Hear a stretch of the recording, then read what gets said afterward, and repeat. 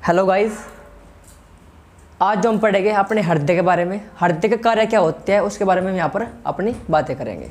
देखो, हृदय का जो चित्र बना है यहाँ पर ये और दूसरा होता है, परंतु ये मैंने अपने आप से बनाया है और इस प्रकार पढ़ेंगे इस हृदय को हम, बिल्कुल जैसे कि हम एक अनार की ABCD पढ़ते हैं ना, उस प्रकार हम इसके यहाँ पर बात करेंगे। देखो, हृदय का जो चित्र होता है वो अलग होता है, परंतु जो मैंने ये हृदय का चित्र जब मैंने पढ़ा था तो मुझे भी आसान लगा था, तो मैं भी आपको आसान तरीके से पढ़ाऊंगा कि हाँ ये होता क्या है। तो मेरी बात पर नोटिस करना, ठीक है। जो मैं बात यहाँ पर करूँगा आपको भी इस पर थोड़ी सी गौर करना है। तो ठीक है, ये मैं स्टार्ट करता हूँ हृदय कार्य। देखो, हृदय कार्य पहले हम बात कर लेते हैं RA RV LA LV। ये पूछोगे ये है क्या, RA RV LA LV। देखो, RA क्या है, यहाँ पे मैं लिख देता हूँ RA, यहाँ ये लिख देता हूँ मैं। RA होते हैं दाए आल्यन। नाम भी सुना होगा आपको, जो बायोलॉजी के छात्र होंगे उनको पता 100% पता होगा कि ये दाए आल्यन होता क्या है। और जो नया बच्चा है क्या नया दोस्त है उसको तो देखो, अगर ना पता होगा तो पता लग जाएगा। तो इसको बोलते हैं दाए नील्य, दाए नील्य, ठीक है भाई। इसको बोलते हैं बाया आल्यन, बाया आल्यन। इसको बोलते हैं बाय नील्य, ठीक है, बाय नील्य। ये तो गए इसके नामकरण, ठीक है। देखो, जो यहाँ पर ये है इसका नाम होता है वन्य करवा, वन्य करवा। क्या होता है, वन्य करवा। और देखो, जो इसका नाम होता है वो होता है महाधमनी, महाधमनी। और इसका जो नाम होता है वो होता है आयोर्टा, आयोर्टा। और इसका नाम जो होता है वो होता है महाशिरा। क्या होता है, महाशिरा, ठीक है। सबके नामकरण मैंने यहाँ पर कर लिया है कि किसका क्या नाम होता है। भाई इसका दायाल्यन, दायानिल्य, बायाल्यन, बायानिल्य। अब कर लेते हैं वन्य करवा होता क्या है। देखो, वन्य करवा क्या होता है कि सबसे जो हमारे शरीर होता है उसमें सबसे लंबी शिरा कौन सी होती है, वो होते हैं वन्य करवा। भाई क्वेश्चन आता है कि सबसे लंबी शिरा, तो सबसे लंबी शिरा कौन सी होती है, वन्य करवा, वन्य करवा। हमारे शरीर की सबसे लंबी शिरा कौन सी होती है, वन्य करवा। एक मिनट रुको ना। तो हमारे शरीर की सबसे लंबी शिरा कौन सी होती है, वन्य करवा। देखो, शिरा की बात होगी तो ऐसी एक बात होगी हमारी कि सबसे लंबी धमनी। देखो, हम शिरा और धमनी की बात भी करेंगे यहाँ पर। पहले हम इसको हृदय के बारे में पढ़ेंगे, हृदय कार्य क्या होते हैं, फिर उसकी बात करेंगे। वो होती है आयोर्टा। क्यों होती है उसके बारे में हम यहाँ पर बात करेंगे। देखो, वन्य करवा जो हमारा अशुद्ध रक्त होता है, ठीक है, जो हमारा अशुद्ध रक्त होता है, तो वन्य करवा उसको कहाँ पर भेजता है, दाया आल्यन में। फिर दाया आल्यन कहाँ पर भेजता है, देखो जो यहाँ पर ये जाल बन रही है इनका नाम होता है, इस वाला का होता है ट्राइकस्पिड। क्या होता है, ट्राइकस्पिड। और जिसका नाम होता है वो होता है बाइकस्पिड, बाइकस्पिड। इस वाला का ट्राइकस्पिड, इसका बाइकस्पिड। तो वन्य करवा जो हमारा अशुद्ध रक्त होता है उसको कहाँ भेजता है, दायाल्यन में। और दायाल्यन कहाँ भेजता है भाई, ट्राइकस्पिड की सहायता से दायानिल्य में भेजता है, दायानिल्य में भेजता है। फिर दायानिल्य कहाँ पर भेजता है, दायानिल्य अशुद्ध रक्त को महाधमनी में भेजता है और महाधमनी अशुद्ध रक्त को फेफड़ों में भेजती है, ठीक है। क्या करती है कि जो दायानिल्य होता है वो अशुद्ध रक्त को कहाँ पर भेजता है, महाधमनी में। और महाधमनी इसको कहाँ भेजती है, महाधमनी उसको भेजती है फेफड़ों में। और फेफड़ जो हमारे फेफड़े होते हैं वे हमारे रक्त को शुद्धिकरण करके या उसका ऑक्सीकरण करके उसको कहाँ भेजता है, महाशिरा में। कहाँ पर भेजता है, महाशिरा में।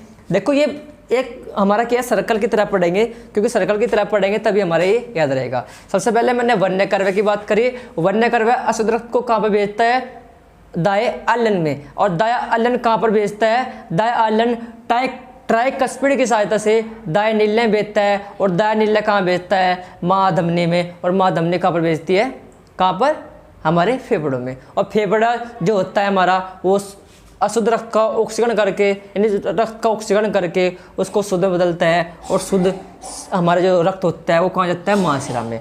महाशिरा फिर उसको शुद्ध रक्त को कहाँ पर ले जाता है, बाह्य आल्लन में, और बाह्य आल्लन बाह्यकस्पिड की सहायता से, किसकी सहायता से, बाह्यकस्पिड की सहायता से बाह्यनील्य में जाता है। फिर बाह्यनील्य शुद्ध रक्त को कहाँ पर ले जाता है, कहाँ पर, आयोटा में। तो इसलिए सबसे शुद्ध रक्त जो हमारा होता है, यानी धमनी जो कार्य करती है वह शुद्ध रक्त का कार्य करती है, और जो सिरा कार्य करता है वो अशुद्ध रक्त का कार्य करता है। ठीक है, सिरा किसका कार्य करता है, अशुद्ध रक्त का, और शुद्ध रक्त का कार्य कौन करती है, धमनी करती है।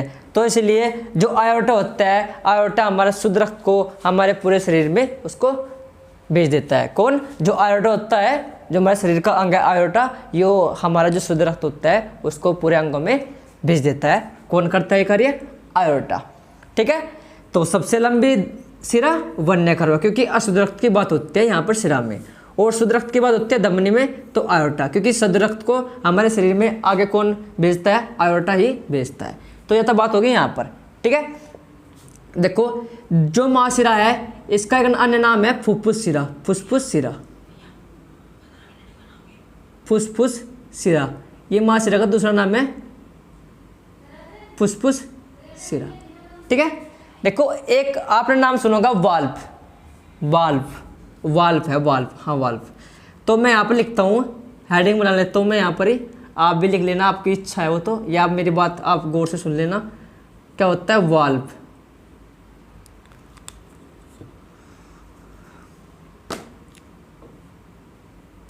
वाल्व, तो वाल्व का कार्य, देखो वाल्व क्या होता है, देखो जो हृदय होता है हमारा, जो दिल होता है हमारा, जब ये शुद्ध रक्त को आगे भेजता है तो वाल्व का कार्य क्या होता है, जैसे मैं पहले एक एग्जांपल ले लेता हूँ, पहले मैं उससे एक एग्जांपल ले लेता हूँ, तब हम इसकी वाल्व की बात करेंगे। ठीक है, एग्जांपल जैसे कि मेरे पास एक गुब्बारा है, क्या है, मेरे पास एक गुब्बारा है और मेरे सामने एक दीवार है, तो वो गुब्बारा मैंने दीवार पर मारा, तो जैसे मैं उस गुब्बारा को दीवार पर मारूंगा तो जब वो दीवार पर लगा गुब्बारा तो वो फूटेगा भी, और फूट कर जिसमें पानी होगा वो पानी उल्टा मेरी तरफ आएगा। ठीक है, आएगा ना, मेरे छींट भी लगेगी।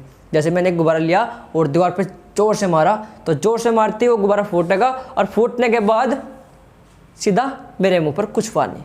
तो ठीक है, जब यही बात है हमारे हृदय की, कि जो वो रक्त होता है, वो रक्त जब उसको बिल्कुल इतनी खींचकर मारता है, वो हमारा दिल यानी इतनी खींच के आगे भेजता है, तो वाल्व एकदम से बंद हो जाता है, क्योंकि अगर वो खून उल्टा आएगा तो हमारे शरीर में कमी हो सकती है कहीं भी चीज़ की। तो इसलिए वो जो वाल्व होता है, वाल्व का कार्य होता है, जैसे हृदय आगे रक्त को भेजता है, यानी शुद्ध रक्त को आगे भेजता है, तभी वाल्व बंद हो जाता है, फिर खुलता है, फिर खून का छंटा मारता है, फिर बंद हो जाता है, फिर छंटा मारता है, फिर बंद हो जाता है, फिर खुलता है। ऐसे कार्य होता है वाल्व का। ठीक है, वाल्व का कार्य क्या होता है, जैसे हृदय आगे खून को आगे प्रोवाइड करता है तो वाल्व बंद हो जाता है, फिर खुल जाता है, फिर आगे खून, फिर बंद, ऐसे हमारे वाल्व का कार्य होता है। ठीक है, ये कार्य होते हैं हमारे वाल्व के।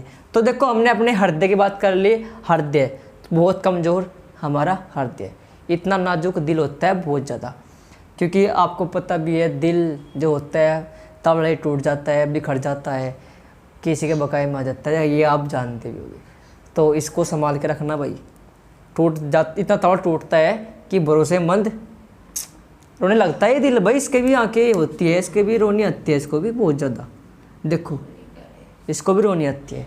तो ठीक है भाई, तो मैं तो नहीं बोलूँगा कि सब पढ़ाई पर ध्यान देना। देखो ये बायोलॉजी का विषय है हमारा, और वो हम मैथ पढ़ते हैं, मैथ के जो भी हमारी क्लास 5 से लेकर 12 तक है उसके तो कोर्स चलते रहते हैं यहाँ पर। इस जो मेरे चैनल है मैथ विद आर है, ठीक है, तो जो किसी भी स्टूडेंट को परेशान नहीं हो तो कमेंट बॉक्स में लिख सकता है कि हाँ यहाँ पर डाउट है, तो उस डाउट को भी हम क्लियर करेंगे। ठीक है, ये देखो हमारे हृदय का चित्र था, तो आप भी देख सकते हो, मैंने जो बताना था हृदय के बारे में आपको यहाँ पर बता दिया है, तो आप एक बार देख सकते हो हृदय है क्या। ठीक है, हृदय का कार्य बस ये होता है, वन्य कार्य क्या होता है भाई, अशुद्ध रक्त को कहाँ पर भेजता है, दाया आल्लन में, दाया आल्लन फिर ट्राइकस्पिड के साथ से दायानील्य में भेजता है, दायानील्य फिर उसको कहाँ भेजता है, महाधमनी में, महाधमनी फेफड़ों में, फेफड़े का कार्य क्या होता है कि शुद्ध कर ऑक्सीकरण करना, उसका ऑक्सीकरण करके फिर महाशिरा में शुद्ध रक्त जाता है, शुद्ध रक्त फिर कहाँ पर जाता है, बाह्याल्लन में, फिर बाह्यकस्पिड की सहायता से बाह्यनील्य में जाता है, अब बाह्यनील्य इसको आर्टर में भेजता है, आर्टर फिर शुद्ध रक्त को हमारे पूरे शरीर में प्रोवाइड कर देता है। ठीक है, इनके नामकरण बता दिए। और देखो सबसे लंबी सिरा, ये हमारे क्वेश्चन आते हैं कि सबसे लंबी सिरा कौन सी होती है, वर्णक्रवा। सबसे लंबी धमनी कौन सी होती है, हमारी आयोटा।